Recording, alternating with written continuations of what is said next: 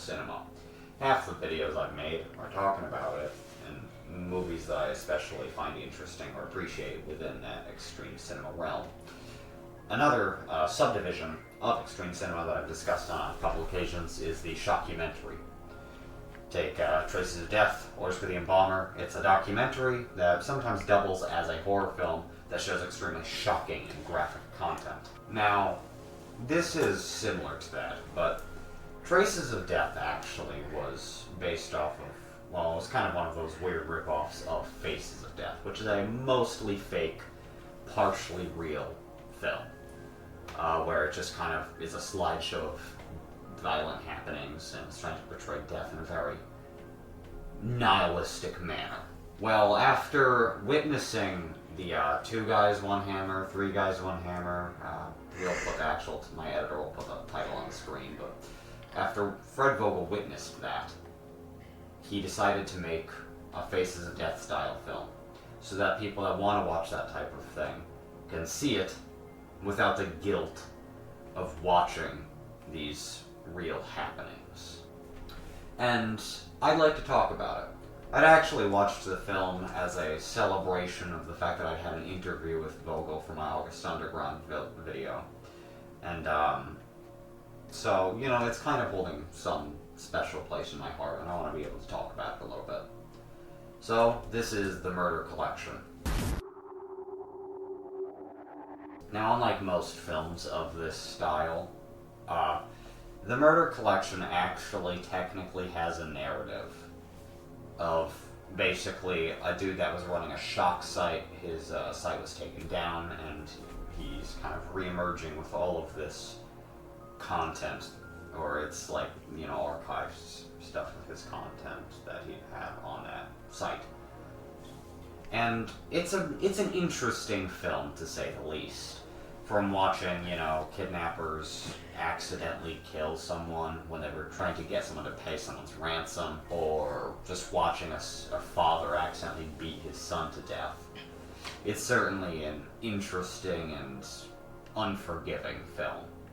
Now, I wouldn't necessarily call it the world's most extreme by any means, but it's certainly mostly believable. Seeing guys bring a dude out into the woods and accidentally stab and kill him, I mean, this stuff could totally happen, and I'm sure it has many times before. Hence why I think The Murder Collection, and as well most of Vogel's work, works so well. Its unflinching realism is something that I find highly respectable and interesting.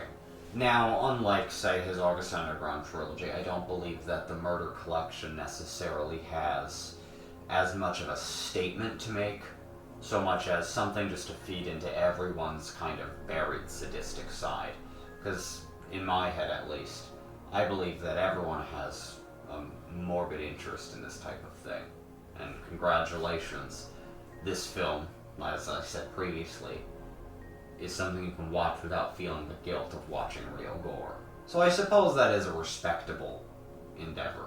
The Murder Collection's critical reception has been a little bit mixed. I'd say that largely it has been negative, but it has certainly found praise among the extreme cinema heads, which is how most extreme cinema goes. When something crosses a certain line, critics will just naturally demolish it, and people belonging to the scene, well, often people in the scene I belong in will worship anything that goes extreme.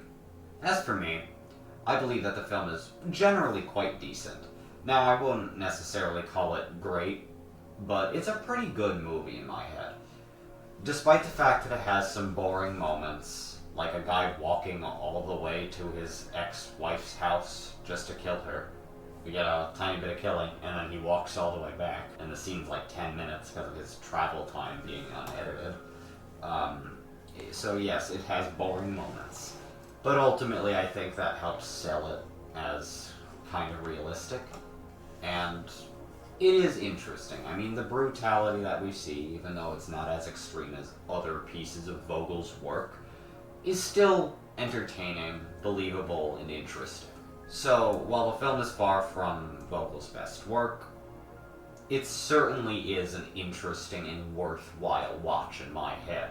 Especially, again, if you've been finding yourself interested in this type of gore thing, but don't want to have to deal with going on some sketch-ass website or watching some morally reprehensible movie just to get your fix, or whatever you may consider it. But as I said, critical reception, little iffy. So I'd like to read you a couple reviews off of IMDb. Alright, this review is made on the 4th of December, 2013, by Raymond Meza. It's a 3 out of 10, and the review is titled Boring and Unbelievable. Okay, so there's not much to this movie.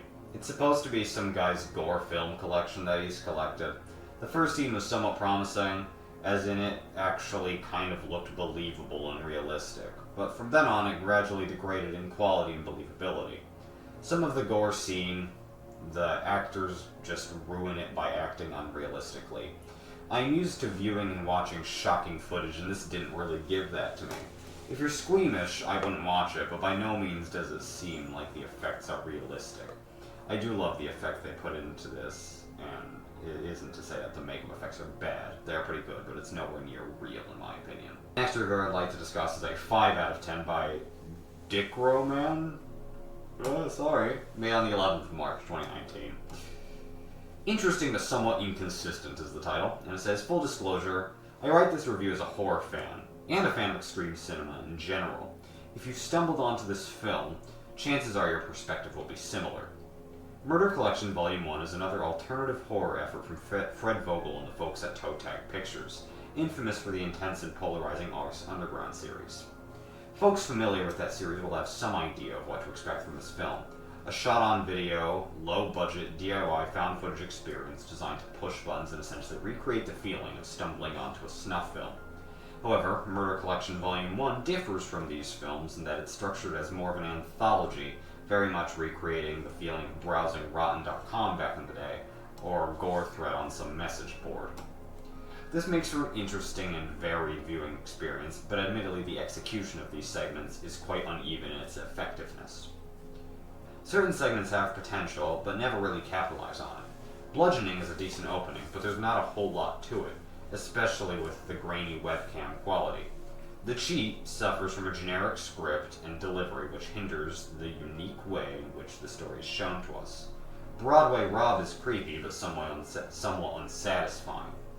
All of these segments are interesting conceptually, but just don't feel fully realized. Execution might be the strongest segment out of the bunch here, making the absolute most of Toetag's ability to show us stunning, effective moments of violence and cruelty which the viewer will not soon forget. Overall, I would recommend the Murder Collection Volume 1 to hardcore horror fans looking for an alternative film experience. I respect Toetag's efforts to continue creating unique and boundary-pushing horror films, but simply feel as though the delivery is too much of a mixed bag to be totally effective. And since there's only 3 reviews of it on IMDb, because underground horror, guess what, it's underground, I'd like to read you a little bit of a Reddit post on the Disturbing Movies subreddit, which the moderators aren't a big fan of me on, but whatever, I digress. So this is in a thread saying, is Murder Collection Volume 1 really that disturbing? And the top reply by Perrin001 says, I actually like this one quite a bit. I'm not a huge fan of Mondo real gore stuff, so to see a similar type of film made of fake footage was interesting, and for the most part I thought the segments were very well executed. The gore effects were excellent, as you'd expect from the Toetag crew, but I can't say it was disturbing. It had its moments for sure, there's plenty in there from that mainstream horror fans would likely flee from. But it's one that I do like to revisit every now and then. I was lucky enough to get the signed DVD from the Toetag store when it first came out, and I'm glad I did. So you understand the reception's inconsistency now. As I said, personally, I think it's a worthwhile watch. And I think that it's very likely that you'll hate it, and plenty likely that you'll adore it. For me, I like it. I wouldn't necessarily call it an A-tier or S-tier film, but it's a pretty interesting watch, and it's definitely got some unforgiving moments. So, check it out if you haven't, and so long as you aren't particularly sensitive or squeamish. Thank you for watching the video. It's a little bit shorter than some of my previous ones, but we have some bigger stuff planned, so I hope you look forward to that. Thank you for watching, especially if you made it this far, and I hope to see you in the future.